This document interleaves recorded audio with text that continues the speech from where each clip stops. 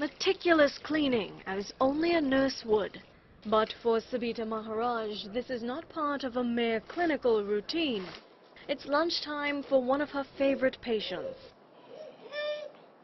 She sifts through soft-boiled food, as she's done for him nearly every day for almost a year. We feed, we clothe, we bathe, we give them the love that they need. We are basically like second parents to them. The long winding corridors here at the pediatric surgical ward at the San Fernando Teaching Hospital are full of rooms with children who are like most patients. They come in, receive treatment, get an operation, and in a short space of time they get discharged. But for a small number of the children here, as there are a small number of children at the nation's hospitals elsewhere, this is not a temporary stay. These corridors are their playgrounds, the spaces between their bedroom and their bathroom. This is where they call home. You did it! 4 children live in this hospital. Samantha is disabled and has been here for a few years. Nathan comes from a troubled home. He's spirited, endlessly energetic, and inquisitive. As Rosalie Jeffrey Hackett, a patient care coordinator, has come to know over the years. Likes to have his own way, and when he does not have his own way, he can throw tantrums. Aiden is the precocious toddler.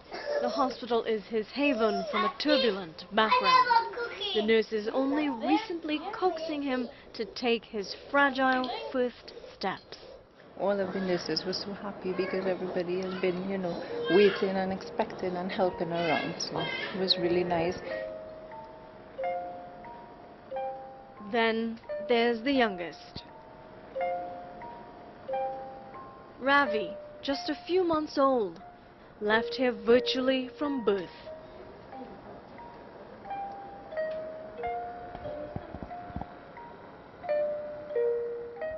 The comfort of the nurse's hands, the only tenderness he's ever known.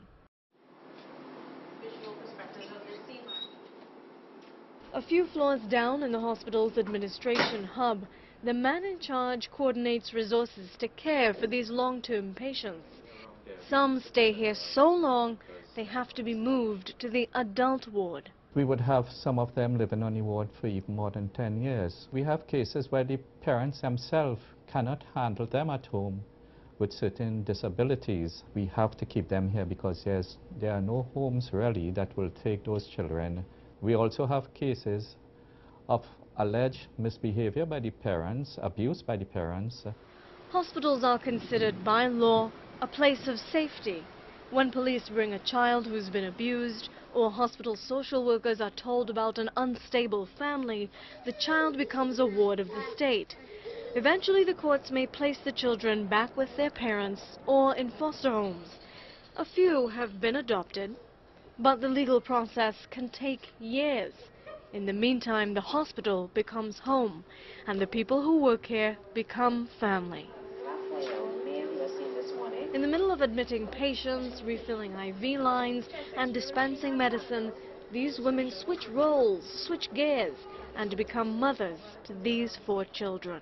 The nurses themselves take money out of their own pockets to buy special things, like sometimes they may even sew the pajamas for the children, they buy toys. But in spite of the human touch, the attempts to make the ward child-friendly, the bright magnolia walls of the hospital make this an undeniably sterile environment. Children who live here don't go to school. They receive no formal education.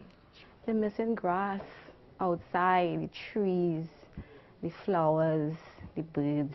They miss that kind of experience. Being here so long, they forget. So the first words would be, they would call you mama, because they don't know their mother, they don't know their father. For these 4 children, it's unclear what lies ahead. How long will they stay here? Will they return to loving families or find new homes? I think the hardest part for me is that, the children with these shots and whatever, they get better and they go home. But you constantly see these children and you wonder what in 5 years from now, in 10 years from now, what's going to happen to these children. An uncertainty no child deserves to face. Vane Richards, TV6 News.